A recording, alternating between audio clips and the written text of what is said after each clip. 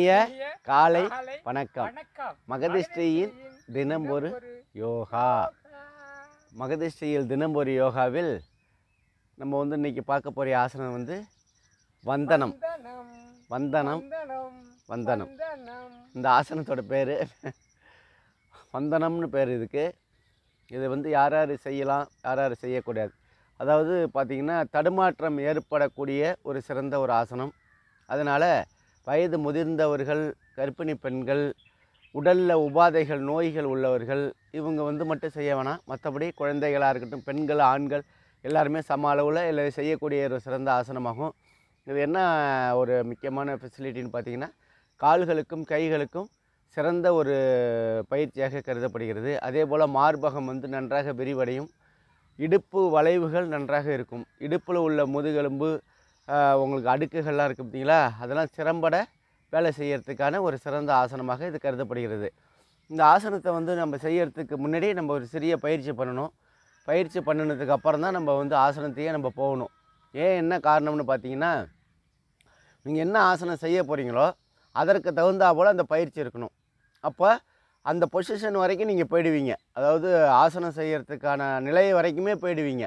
அதேமாரி நீங்கள் பழகிக்கிட்டே வந்தீங்கன்னா ஒரு 4 நடை 5 முறை, இப்போ நம்ம 2 நடை செய்கிறோம் பார்த்தீங்களா, நீங்கள் ஒரு 5 முறையுமே ஒரு நிமிஷம் வீதம் வச்சுக்கிட்டா கூட ஒரு 5 நிமிஷம் தான் ஆசனமே இருக்கும். பயிற்சி ஒரு 5 நிமிஷம் 10 நிமிஷம் ஆச்சுங்களா. இப்போ இந்த மூச்சு சுவாசம் இதெல்லாம் சேர்த்து மொத்தமாக 15 நிமிஷம் தான் வரும் உங்களுக்கு. அதனால் என்ன செய்யணுன்னா, நம்ம உடலை வளையும் தன்மையாக நம்ம வச்சுக்கணும். உடலை நம்ம வளையும் தன்மையாக வச்சுக்கிட்டா தான் எந்த ஒரு ஆசனமுமே செய்யறதுக்கான ஒரு உடல் தகுதியை ஏற்படுத்தக்கூடிய. அப்போ அந்த வளையும் தன்மையை ஏற்படுறதுக்கு நம்ம என்ன செய்யணும் அப்படின்னு பார்த்தீங்கன்னா, உடலை வெறுமனை வச்சுக்கணும். உடலை எந்த விதமான ஆகாரமும் இல்லாமல் பல் துளைக்கிட்டு பாத்ரூம் போனதுக்கப்புறம் தான் நம்ம ஆசனமே செய்யணும். அதே போல் உடலில் இப்போ உங்களுக்கு போய் ஆசனம்லாம் செஞ்சு முடிச்சுட்டு அரை மணி நேரம் கழித்து தான் நம்ம சாப்பிட்ணும். அதை தண்ணீராக இருக்கட்டும், அது காஃபி, டீயோ இல்லை கூழோ கஞ்சோ எதுவாக இருந்தாலும் சரி தான். நீங்கள் ஆசனம் செஞ்சு முடித்ததுக்கப்புறம் ஒரு 15 நிமிஷம் இந்த வேர்வை வரக்கூடாது. நம்ம எந்த ஆசனம் செஞ்சாலும் உடலில் வேர்க்கக்கூடாது. என்ன காரணம்னு பார்த்தீங்கன்னா, உடற்பயிற்சி கிடையாது இது. இது உள்ளுறுப்புக்கு செய்யறதுனால வேகமாகவும் செய்யக்கூடாது, அதே சமயத்தில் ரொம்ப பொறுமையாக செய்யக்கூடாது. நம்ம குனியறதுக்கு நிமிர்றதுக்கு இடுப்புகள் அதிகமாக வேலை செய்கிற மாதிரி இருக்கும். அதே போல் கால் பகுதி, அதே போல் மார்பகம். ஆக அதிகமான எந்த ஒரு இதுன்னு பார்த்திங்கன்னா வயிறு தான். வயிற்றில் உள்ள சுற்றி இருக்கிற அந்த இடுப்பு அந்த இடத்துக்கு தான் நம்ம ஆசனம் செய்கிறதுக்கு. அதனால தான் வயிறு பிளாட்டாக இருக்கணும். தொந்தியெல்லாம் விழாமல் பார்த்துக்கணும். என்ன காரணம்னு பார்த்தீங்கன்னா, சாப்பிட்டுக்கிட்டே இருக்காங்க பார்த்தீங்களா, நொறுங்க அதிகமாக சாப்பிட்டுக்கிட்டே இருக்காங்க பாருங்கள். காலையில் நீங்கள் என்ன பண்ணுவீங்க, காலையில் காஃபி குடிப்பீங்க. காஃபி குடிச்சோன்னா 8 மணிக்கெலாம் இட்லி வந்துடும், இல்லை பூரியோ ஏதோ ஒன்று வந்துடும், அதை சாப்பிடுவீங்க. உடனே என்ன பண்ணுவீங்க, ஆஃபீஸுக்கு கிளம்புவீங்க. போகிற நேரத்தில் ஸ்நாக்ஸ் ஏதாச்சும் எடுத்துகிட்டு போவீங்க. அப்புறம் ஒரு 11 மணி ஆஃபீஸ் டயத்தில் ஒரு டீ, காஃபி இல்லை ஏதாச்சும் ஒரு வடை இதுமாரி கொடுப்பாங்க. அதுக்கப்புறம் பார்த்தீங்கன்னா இடையில் ஒரு 12 மணிக்கெலாம் 12:30 மணி 1 மணிக்கெலாம் சாப்பிடுவீங்க. இப்படி தொடர்ந்து நீங்கள் அதை செஞ்சுக்கிட்டே இருக்கிறதுனால என்ன பண்ணணுன்னா, தொந்தி விழ ஆரம்பிச்சிடும். உட்காந்தே இருக்கிறீங்களா, உடல் உழைப்புங்கிறதே இல்லாமல் இருக்கா, அதனால் என்ன பண்ணணும், தொந்தி விழுந்துடும். இந்த தொந்தி விழுந்ததுன்னா நீங்கள் ஆசனங்கள் செய்ய முடியாது. அதுதான் நம்ம சொல்ல வரோம். தொந்தி விழுறதோட பெருசு இல்லை, உங்களுக்கு பிரச்சனைகளையும் உருவாக்கும். அதாவது வியாதியையும் உருவாக்கும். வயிற்றை சுற்றி தான் உங்களுக்கு அந்த குடல்லாம் இருக்குது பார்த்தீங்களா, சிறுங்குடல், பெருங்குடல், நுரையீரல், இதெல்லாம் கல்லீரல், கணையம், இதுக்கெல்லாம் நம்ம வேலை கொடுத்துக்கிட்டே வந்தோம். அதுக்கு தான் நம்ம சொல்லுவோம், அதை ஒருத்தருக்கும் ஒரு கெட்ட குணம் இருக்கும். இப்போ நம்மள்கிட்ட ஒவ்வொரு கெட்ட குணமும் இருக்கும். அது என்ன செய்யும் தெரியுங்களா, நீங்கள் ஒரு நோயையும் உருவாக்கும். எப்படின்னு கேளுங்களேன். இப்போ பெருமையாக இருக்கீங்க, ஒரு காரியத்தை செஞ்சோன்னா நான் தான் செஞ்சேன் அப்படின்னு பெருமையாக இருக்கீங்க. அதே போல் கர்வமும் உங்கள் உடம்புலேயே இருக்கும்.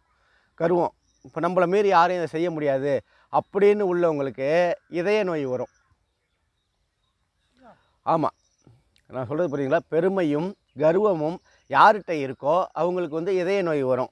அதே போல் கவலையும் துயரமும் படுறாங்க பார்த்தீங்களா, கவலைப்படுவாங்க. கவலைப்பட்டால் எந்த ஒரு விஷயமும் ஆக போகிறதில்ல. அதே போல் துக்கம், ஒருத்தவங்க ரிலேஷன்ஷிப்பில் இறந்து போனாலும் சரி தான், நம்ம வீட்டில் உள்ளவங்க இப்படி இருக்கிற கட்டத்தில் அவங்களுக்கு அந்த மாதிரி இருக்கக்குள்ள வயிற்றில் உள்ள பிரச்சனைகள் உருவாகும். வயிறு இருக்குது பார்த்தீங்களா, அதை சுற்றி உள்ள உள்ளுறுப்புகளுக்கு பிரச்சனைகளை உருவாக்கும். அப்போ பயம்னு ஒன்று இருக்கும். இப்போ பேயை பார்த்தா பயப்படுவாங்க. அதே போல் ஒரு சந்தேகப்படுவாங்க. இப்போ இவங்கள வந்து பார்த்துட்டு இவங்களா இருக்குமோ அப்படின்னு சந்தேகப்படுவாங்க. அவங்களுக்கெல்லாம் என்ன செய்யும்னு பார்த்தீங்கன்னா, சிறுநீரக பிரச்சனைகள் உருவாகும். நல்லா கவனிச்சிங்கன்னா உங்களுக்கு புரியும். அதே போல் எரிச்சல் அடைவாங்க. எரிச்சல், கோபம் இதெல்லாம் வந்து பார்த்திங்கன்னா என்ன செய்யும்னு பார்த்தீங்கன்னா, கல்லீரலை போய் பாதிக்கும் அது. புரியுதுங்களா? ஆக நம்மளுக்குள்ளே தான் நம்மள்ட்டயே இருக்குது எல்லா விஷயமும். இப்போ அதுக்கு முன்னாடி பார்த்தீங்கன்னா, ஃப்ரெண்ட்ஸோட சர்க்கிளில் பார்த்தீங்கன்னா, ஏதாச்சும் ஒரு கதையை சொல்லிட்டோ, இல்லை வந்து நடக்கிற நிகழ்ச்சியை பார்த்துட்டோ உடனே கமெண்ட் பண்ணிட்டு சிரிப்பாங்க. இப்போலாம் அந்த சிரிப்புக்கே வேலை இல்லாமல் போயிடுச்சு. எந்த அளவுக்கு நீங்கள் ஆழ் மனசுலேருந்து நீங்கள் சிரித்து வெளியில் ஆக்குறீங்களோ, அந்த அளவுக்கு துயரமும் துக்கமும் உங்களுக்கு வெளியாகி உங்களுக்கு உடல் வந்து ஆரோக்கியத்தை கொடுக்கும். இப்போ வந்து எரிச்சல், கோபம் இந்த கல்லீரல் போகுது பார்த்தீங்களா? அதே போல் அமைதியாக யார் இருக்காங்களோ, அதே போல் அதே அளவுக்கு மகிழ்ச்சியாகவும் இருக்கிறாங்களோ, அவங்களுக்கு வந்து அனைத்து நோயிலேருந்தே உங்களுக்கு வந்து பிரச்சனைகளை தீர்க்கக்கூடியது. எந்த நோயுமே உங்கள்கிட்ட கிட்டக்க வராது. யார் ஒருத்தவங்க அமைதியாக இருந்தாலும் சரி, மகிழ்ச்சியாக சந்தோஷமாக இருந்தாலும், காசு இருக்குது இல்லை அதை பற்றியே பிரச்சனை இல்லை. இந்த ரெண்டுமே யார்கிட்ட இருக்கோ அவங்க வந்து பார்த்திங்கன்னா நோயே இல்லாத மனிதராக வாழ்வாங்க. அதனால தான் நம்ம சொல்கிறோம். இப்போ இந்த கல்யாண வீட்டுக்கு போகிறோம், ஏதாச்சும் ஒரு கூட்டம் இருக்கும், பார்த்துருப்பீங்க நீங்கள். பரங்கிக்காயில் நம்ம அதை வந்து செய்வாங்க. ஏன் அந்த பரங்கிக்காயில் வந்து அவங்க செய்கிறாங்கன்னா, அந்த பேர் என்ன தெரியுங்களா? கல்யாண பூசணிக்காய்னு பேர். அந்த பரங்கிக்காயை வந்து ஏன் அப்படி நம்ம செய்கிறாங்கன்னா, கல்யாண வீட்டில் வந்து பார்த்திங்கன்னா டிஷ்ஷு வந்து பார்த்திங்கன்னா நிறையா வைப்பாங்க. என்ன காரணம்னா, அவங்களோட வசதிக்கு தகுந்த மாதிரி கெத்து காட்டுறது. என்ன செய்வாங்க? பரோட்டா வைப்பாங்க, அதுக்கு வந்து பார்த்திங்கன்னா குருமா இது வைப்பாங்க, இந்த பன்னீர் பட்டர் வைப்பாங்க. அந்த கிரேவி உங்களுக்கு பார்த்திங்கன்னா நான்வெஜ்ஜு சாப்பிட்ற மாதிரியே இருக்கும். அதே போல் பார்த்திங்கன்னா இப்போ அந்த புளி சாதம், இந்த கட்டு சாதம்னு சொல்லும் பார்த்திங்கன்னா அது இருக்கும். இந்த புளிச்ச இட்லி மாவு அவங்க எப்போ அரைக்கிறாங்களோ தெரியாது, கரைச்சி கூட வச்சுருக்கிட்டு பார்த்திங்கன்னா புளிப்பு தாங்காது. அந்த இட்லியை நம்ம தான் சாப்பிடுவோம். அது ஊத்தாப்பம், இந்த மசாலா தோசை, சப்பாத்தி, பொடி தோசை, அல்வா, கேசரி இதெல்லாம் வந்து பார்த்திங்கன்னா அப்படியே ஒரு சில இருக்கும். அப்படி வச்சுருக்கக்குள்ள அதை வந்து நம்ம சாப்பிடக்குள்ள என்ன ஆகுதுன்னு பார்த்தீங்கன்னா, செரிமான சக்தி இருக்காது. செரிமான சக்தி இல்லாமல் போகிறதுனால தான் அதுக்காக தான் இந்த கூட்டு வைப்பாங்க, பரங்கிக்காய் கூட்டு. அதை சாப்பிட்ட உடனே அனைத்து விதமான இதுவும் வந்து பிரச்சனைகள் தீர்ந்து செரிக்கிறதுக்கான வழிவகைகள் செய்துவிடும். அதனால தான் நம்ம வந்து இந்த கல்யாண வீட்டுக்கு போனால் என்னென்ன சாப்பிட்ணும், என்னென்ன சாப்பிடக்கூடாதுன்னு ஒன்று வச்சுக்கணும். ஸ்வீட்டு சாப்பிடுங்க, நான் வேணான்னு சொல்ல, சும்மா போனதுக்காக கொஞ்சமாக சாப்பிட்ணும். அதே போல் இந்த எண்ணெய் பொருள் வந்து பார்த்திங்கன்னா பூரி இதெல்லாம் வந்து தொடவே கூடாது. நீங்கள் இட்லி சாப்பிடுங்க, தோசை சாப்பிடுங்க, இது வேறு வழி இல்லை. நம்ம வயிற்றுக்கு நம்ம சாப்பிட்றது அது ஒரு பெரிய இதாக இருக்கும். அங்கே வச்சுருக்கிற அனைத்து பொருட்களையுமே நீங்கள் சாப்பிட்டுட்டிங்கன்னா நீங்கள் வந்து நைட்டு வரைக்குமே உங்களுக்கு பசிக்காது, அந்த செரிமான சக்தி இருக்காது. அதனால தான் இந்த கல்யாண பூசணிக்காய்ன்னு சொல்கிற அந்த பரங்கிக்காய் கூட்டு வைப்பாங்க. அதை சாப்பிட்டோம்னா நமக்கு அந்த செரிமான சக்தி, அப்போ அனைத்து பொருளுமே ஒரு பொருள் வந்து உங்களுக்கு வந்து அதை சரி பண்ணுது. சரிங்களா? இப்போ வந்து நம்ம ஆசனத்துக்கு போக போகிறோம், நாழி ஆகிட்டுது. இப்போ வந்தன ஆசனம்னு பேர். இப்போ நின்ற நிலையில் தான் நம்ம செய்ய போகிறோம். இப்போ பயிற்சி பண்ணிப்போம் ஃபஸ்ட்டு.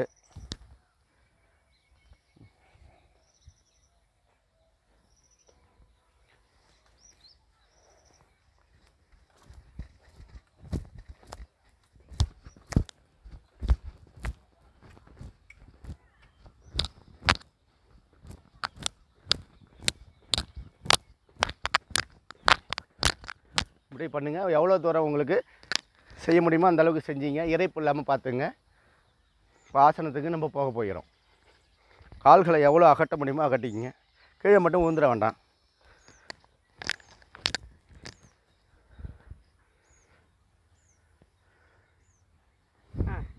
எண்ணிக்கை 1 2 3 4 5 6 7 8 9 10 11 12 13 14 15 16 17 18 19. நன்றி ஜேகேயா. பொறுமையாக கால்களை சேர்த்து மெதுவாக வரும். நன்றி நன்றி.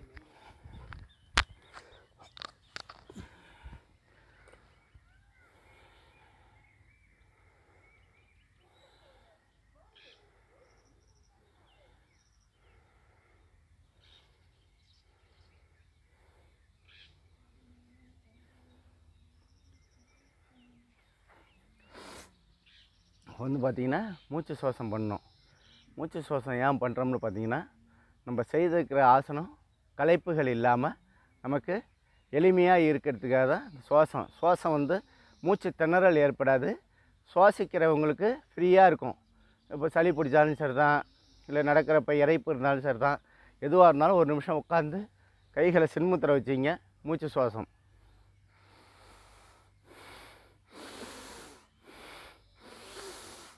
இப்படி வேகமாக நம்ம மூச்சை இழுத்து எந்த பக்கம் மூக்கால் விடுறோமோ, எந்த பக்கம் இழுக்கிறோம் அப்படிங்கிறத நம்ம உணரக்கூடியதாகும். மீண்டும்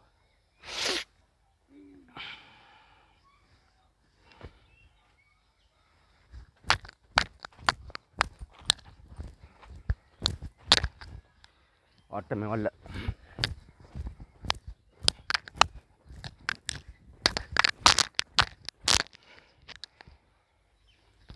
ஆசனம்.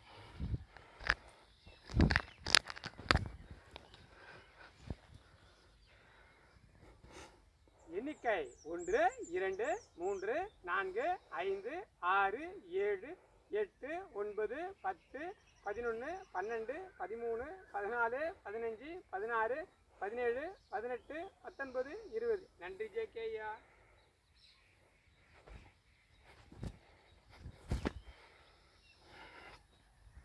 கண்களை மூடி மூச்சு.